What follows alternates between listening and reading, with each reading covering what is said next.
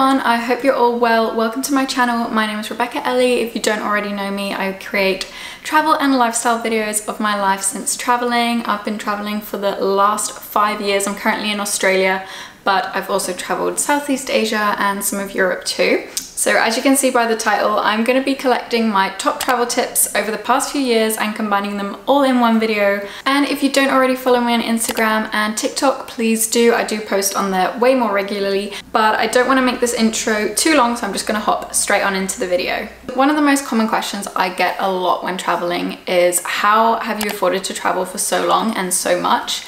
And basically I work for a while and I save as much as I can. Sometimes when I've been traveling, I will travel for a couple months, then move to one place, work there for a couple months, save up everything I can, and then do another big travel stint. And while I'm traveling, I will try and live as cheaply as possible to save as much as possible to be able to travel for longer.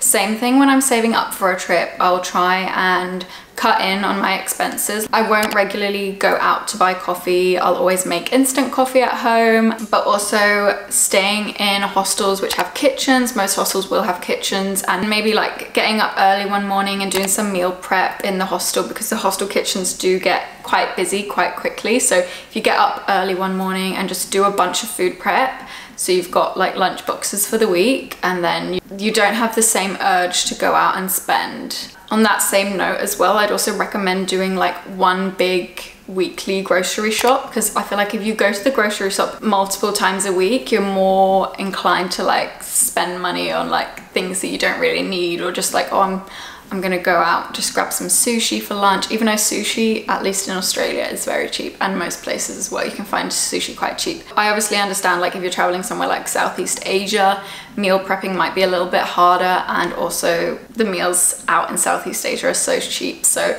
you might just want to actually go out and enjoy some local meals rather than staying in touristy areas and buying from like more Western restaurants. Another way to save money is to book your flights in advance. This is an obvious one, but also to book on weekdays, because they tend to be the cheapest. I think around midweek, like around Tuesdays, Wednesdays, tend to be the cheaper flights, so definitely look for midweek over the weekends.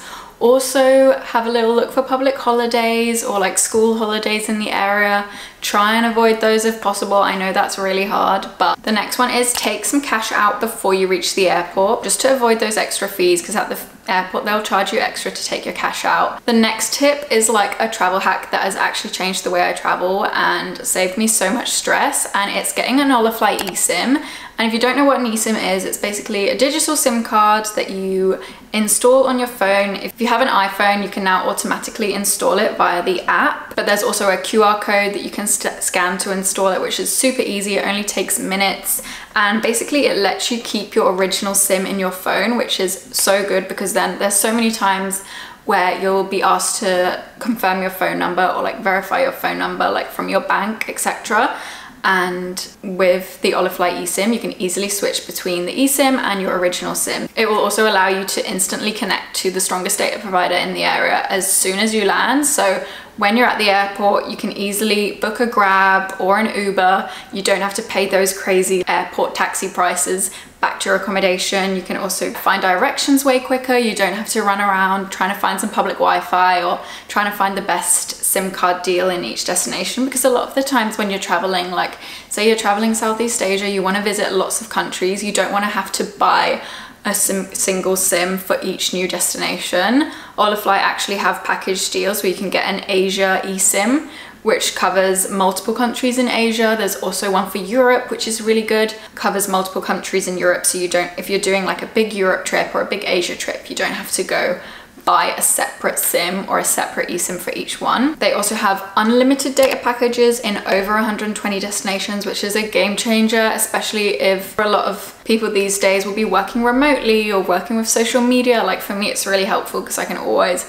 upload my videos and my reels with unlimited data. You don't have to worry, there's no like extra charges there. And they have so many data packages in so many different destinations, over 170, with plans varying from 5 days all the way up to 90 days. So there's definitely going to be something that suits your next trip. But yeah, the installation is really easy. If you have an iPhone, you just download the Olivia app, you log in, you just follow the steps to download and activate your SIM. And yeah, it's really easy. If you don't have an iPhone, don't worry. You'll just get an email with the QR code which you scan and follow the steps to set it up. And then once you're in the new country, you can just activate it. So yeah, eSIMs have been a game changer. If you want to save some money, you can get an extra 5% discount with my code Rebecca Ellie.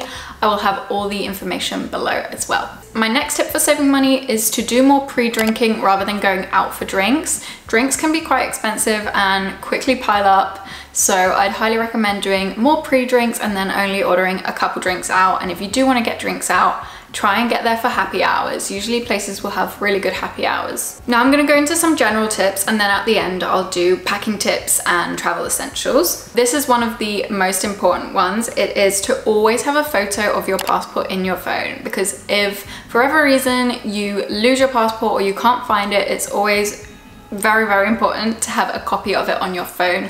I have a folder on my phone just called ID. I'd also recommend uploading it to a Google Drive or a Dropbox, or just somewhere where it's available, so even if you lose your phone you can access it, or maybe email it to a parent so that you can log into your email from any device and find a copy of your passport. Also recommend printing it out, having like a waterproof folder with all of your important documents like flights, travel insurance, your visa, passports, other IDs, things like that. Very important. My next general tip is another really important one, and it is to let your bank know that you're traveling abroad, because otherwise if they see some suspicious activity, someone's trying to take some cash out in Thailand, they'll be like, oh, someone's stolen her card, and they might block it, or they might block you from taking money out or block you from using your card. So it's really important to call them to let them know beforehand that you're going abroad, so that this doesn't happen. And in that same category with money and sending money from different accounts, I highly recommend using Wise.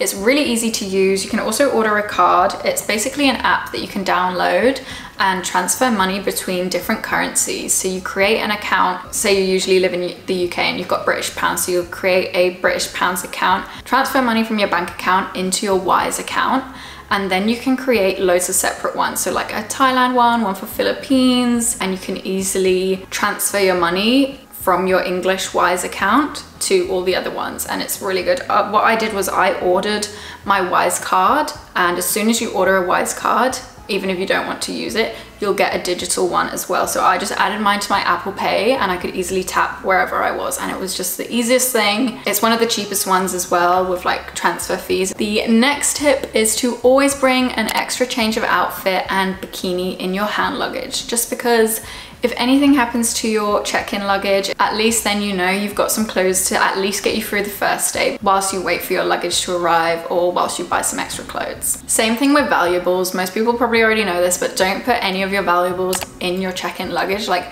cameras, laptops, anything urgent like that that you need, chargers.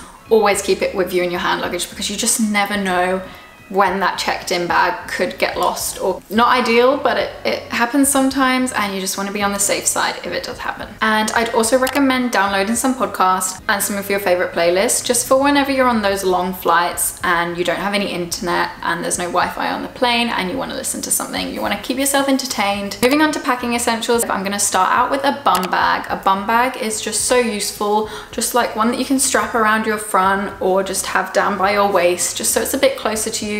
You've got easy access to all your valuables. You're less likely to be pickpocketed as well if it's in front of you and you can always see it.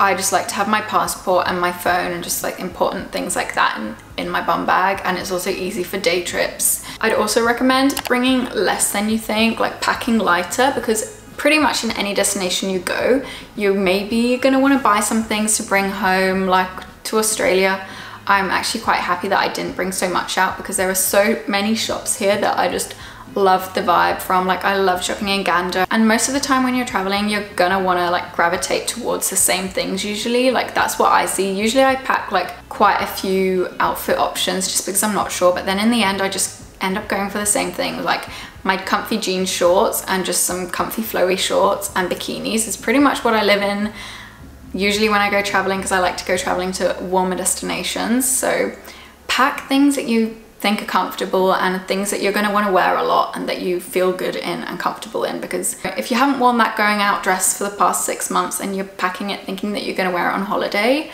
chances are that you won't. My next packing essential is a sarong, and you guys have probably all heard it before, but it's honestly so good. Like, I use my sarongs as skirts, I use them as beach towels, I sometimes use them like to protect if I'm getting sunburn. I'll put them over my shoulders or over my head. You can use it as a dress as well, and the best thing is that it literally packs up so light, and you can also put them over your hostel bed as like a little curtain. Next thing that I'd recommend bringing is a tote bag, because they also just pack up so small. This one is from Gander. So much sand in my face. I had it on the beach yesterday. They're so handy and I use them for everything. They're just easy to like throw all your stuff in, go to the beach or go shopping, do your grocery shopping in them. You can also like hang them over your hostel bed, so if you're in the top bunk, you can easily reach your things. Really handy. You can also use them as like washing bags, like put your dirty laundry in them. So yeah, have a few, like ideally pack a few.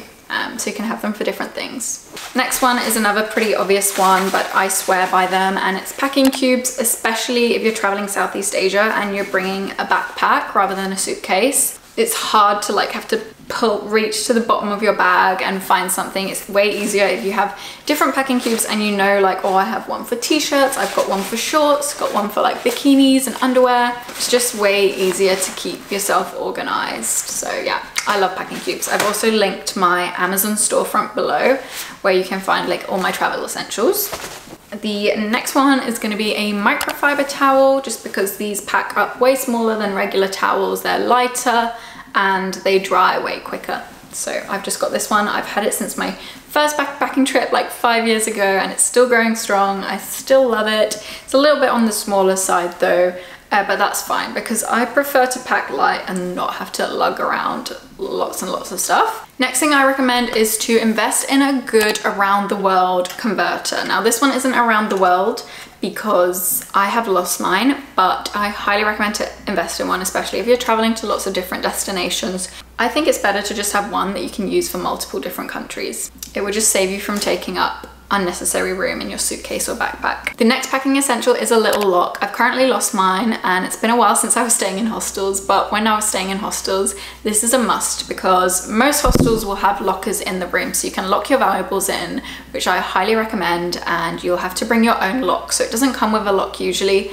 So I'd recommend a code lock, just because those keys locks, like the chances are you're gonna lose that key and then you're gonna have to like ask someone to come and snip the lock off. Talking from experience here, I'd recommend buying one with the flexible hook. I can insert a picture of it because some of the hostel lockers you're gonna find, they're like really small, and sometimes the locks that you buy are quite thick and like they won't go through. So that's all of my packing essentials that I can think of. This is obviously not everything that you're gonna wanna pack, but these are just the main packing essentials that I won't go on a trip without. Another thing a lot of people ask me is, how do you plan a trip? So I wanted to run you through this just because it is such a common question, and honestly most of the time I will have lots of different pages open. So I'll go on Instagram, I will type in the country or the destination I want to go to, and I will have a Google Drive document open where I will write down maybe like waterfalls, and then I'll write down all the waterfalls I want to go to, or if there's any specific towns that I want to go to, I'll write them all down. Any little hidden gems that I've seen, I'll also go on TikTok and put the country or destination in, and I'll obviously like save the videos so I can go back and look at them, but I also write them down in a document.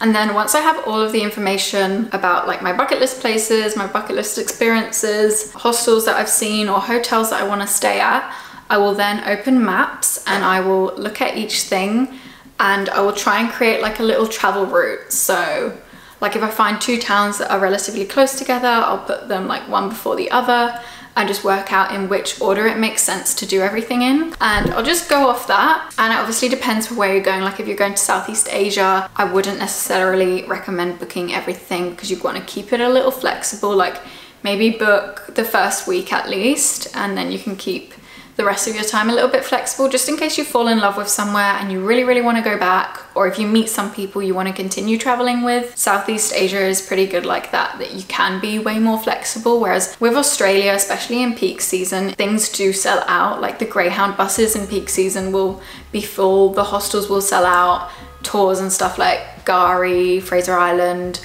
Whitsundays. Popular tours will sell out, so in Australia I would recommend booking things in advance. For those of you that have followed me for a while, you'll know that I highly recommend doing Welcome to Travel. Like Welcome to Travel have welcome packages in Melbourne and Sydney where they'll take you exploring around the city. You'll have an automatic group of friends because you're with a group of backpackers that have also just come out to the country. They'll help you set up your tax file number, phone number, your SIM card, basically give you all of the knowledge. You'll have a one-on-one with someone from the Welcome to Travel team that will help you answer all of your questions about employment, about onwards travel. They can even help you book it. They've also got a 30-day, 29-night East Coast trip where if you want to see the East Coast of Australia, everything is planned for you. It's semi-guided, so you have a tour guide for the first couple of days, and then for the rest of the trip, you have your itinerary. You have certain things that you're going to do with the whole group, and obviously for like things like Fraser Island, which is now called Gari, and Whitsundays and like tours like that, you'll have a local tour guide, and you'll also be with the same group of people, and then you'll have a few free days and also a few optional things, so you can add on extra things that you want to do on your trip. So that is also something that I'd highly recommend. It is way cheaper than if you were to book everything separately and do everything yourself. And then they have packages where you can combine the two. So if you're interested in any of those, I have all my Welcome to Travel discounts here. You can get $100 off the East Coast tour, you can get $150 off the packages, and you can get $50 off your welcome tour. They also have mini packs if you've got a little bit of a smaller budget and less time, but you still want all the help with all the setup. You can still do a mini pack. If you want to travel the East Coast, or if you want to travel Australia, but you're just not sure how to set it up, you'd like some tips and some assistance, Welcome to Travel are able to help you plan your whole trip and book it for you, so you don't really have to like worry and spend the time of like comparing prices. Then you can also click the link below and fill in a quick form about like what kind of trip that you want in Australia, and someone from the Welcome to Travel team will get in touch with you. You're also able to book a one-on-one travel call with them, so you can discuss it and like talk about it, ask any questions you have. So that's something also that I wish I did when I came out to Australia. Yeah, I really hope you found this video helpful and that you're going to use any of these tips. If there are any travel tips that you also swear by and that you can't live without, please put them in the comments below and we can kind of help each other out a little bit. But yeah, don't forget to check Olifly out and grab an eSIM for your next trip and use my code RebeccaEllie for a 5% discount. Let me know what your next travel destination is as well. I'd love to know, because I would like to plan some more travel soon. But yeah, I love you all. Don't forget to follow my socials. I update there way more often, lots more travel tips and travel inspo, and I'll see you in my next video.